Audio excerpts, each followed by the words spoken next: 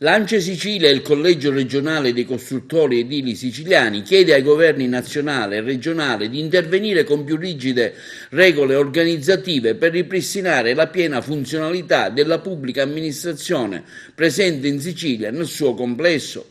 L'Associazione regionale costruttori edili siciliani spiega che è diventato impossibile avere rapporti con gli uffici pubblici delle amministrazioni statali e regionali poiché i funzionari o sono in ferie o sono in smart working e non rispondono ai cellulari di ufficio anche per diverse ore al giorno. Mancano norme organizzative e orari di disponibilità certi.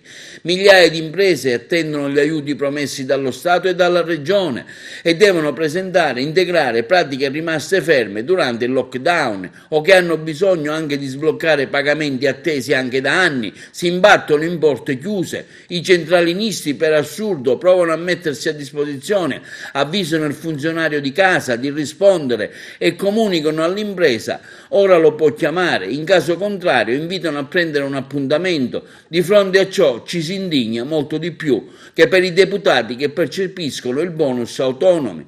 La burocrazia dunque, secondo la denuncia dell'ANCE Sicilia, volta le spalle alle imprese proprio nel momento cruciale in cui le attività restano aperte ad agosto sperando di recuperare almeno una parte del fatturato eroso dalla pandemia.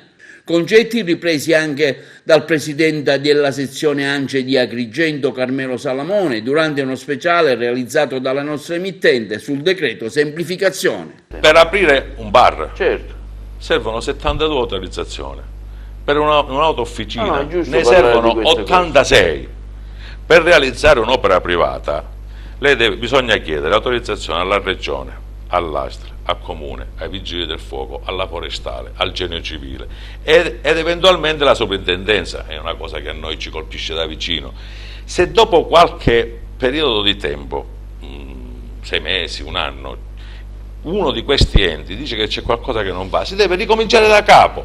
Quindi faccio un altro esempio: gli enti per il controllo sull'ambiente in Italia sono 4 ministeri, 20 regioni, 110 province, 8.000 comuni, camere di commercio, ASTRA, ASPRA, ARPA, ma la verità lo sa qual è? Che la terra dei fuochi è ancora là. Allora io dico, semplificazione va fatta, ma va fatta in maniera seria. È inutile che vogliamo prenderci per i fondelli, perché qua la mattina ognuno di noi si alza e va a lavorare.